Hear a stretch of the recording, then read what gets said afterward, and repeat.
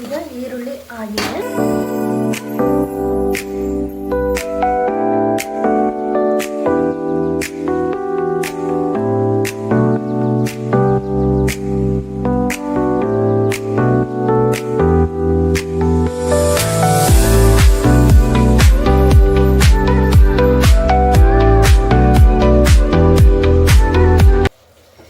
Tomato ಹಾಕಿದೆ, ಆಮೇಲೆ ಸ್ವಲ್ಪ ಉಪ್ಪನ್ನು ಹಾಕಿದ್ದೀನಿ.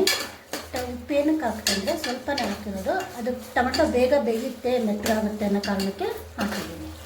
2ರಿಂದ 2.5 ಗ್ಲಾಸ್ ಅಕ್ಕಿ ಬೇಕಾಗುತ್ತೆ. ಅಕ್ಕಿನೂ ನಾನು ತೊಗೊಂಡಿದ್ದೀನಿ. ಅಕ್ಕಿನ ತೊಳೆದು ನೆನೆಸಿಟ್ಕೊಂಡಿದ್ದೀನಿ.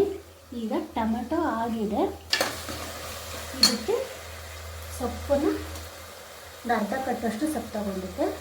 ಸೊಪ್ಪನ್ನು ಹಾಕಿ ಬಾಡಿಸ್ಕೋಬೇಕು.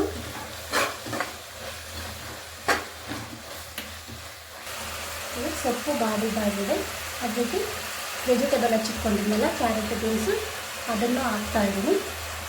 ಇದನ್ನು ಸ್ವಲ್ಪ 1 ನಿಮಿಷ ಬಾಡಿಸ್ಕೊಳ್ಳೋಣ. ಈಗ ಆವಾಗಲೇ ಹಸಿಮೆಣಸಿನ್ಕಾಯಿ, ಕೊತ್ತಂಬರಿ ಸೊಪ್ಪು, ಪುದೀನ, ಶುಂಠಿ ಬೆಳ್ಳುಳ್ಳಿ ಪೇಸ್ಟ್ ಇದೆಲ್ಲ ಪೇಸ್ಟ್ ಮಾಡ್ಕೊಂಡಲ್ಲ, ಅದನ್ನು ಹಾಕ್ಕೊತಾ ಇದ್ದೀನಿ.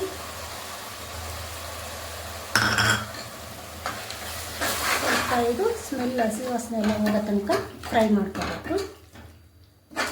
ಈಗ ಫ್ರೈ ಆದಮೇಲೆ ಬಟಾಣಿನ ಆ್ಯಡ್ ಮಾಡ್ಕೊತಾ ಇದ್ದೀನಿ.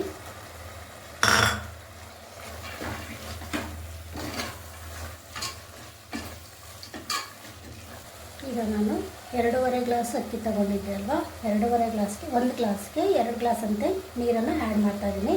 ಅಲ್ಲಿಗೆ 5 ಗ್ಲಾಸ್ ನೀರು ಹಾಕಬೇಕಾಗುತ್ತೆ. 2,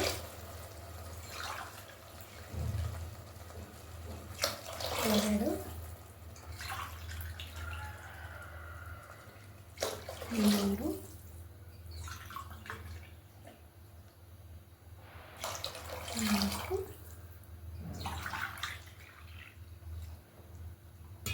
5.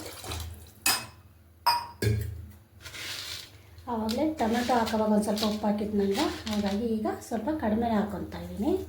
ಉಪ್ಪನ್ನು ಆ್ಯಡ್ ಮಾಡಬೇಕು. ಒಂದು ಕುದ್ಮೇಲೆ ರೈಸ್ನ ಆವಾಗಲೇ ತೊಳೆದಿಟ್ಕೊಂಡಿದ್ವಲ್ಲ ಹಾಕ್ಕೋಬೇಕು.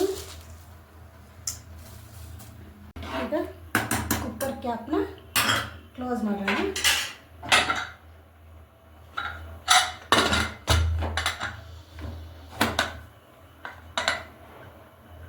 ಇದು ಕೂಗೋ ಅಷ್ಟರಲ್ಲಿ ಮೊಸರು ಬಜ್ಜಿ ಮಾಡ್ಕೊಂಬರೋಣ. ಮೊಸರು ಬಜ್ಜಿಗೆ ಈರುಳ್ಳಿ, ಸೌತೆಕಾಯಿ, ಕೊತ್ತಂಬರಿ ಸೊಪ್ಪನ್ನು ಆ್ಯಡ್ ಮಾಡ್ತಾಯಿದ್ದೀನಿ. ಜೊತೆಗೆ ರುಚಿಗೆ ತಕ್ಕಷ್ಟು ಉಪ್ಪನ್ನು ಹಾಕ್ಕೋಬೇಕು.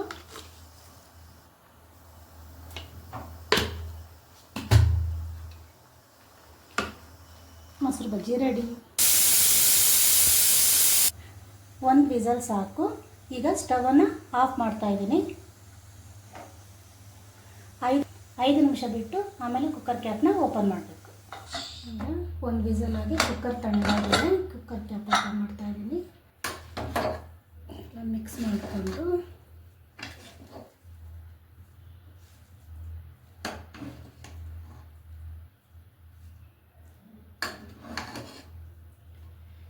ಈಗ ಪ್ಲೇಟ್ಗೆ ಸರ್ವ್ ಮಾಡ್ಕೊತೀನಿ.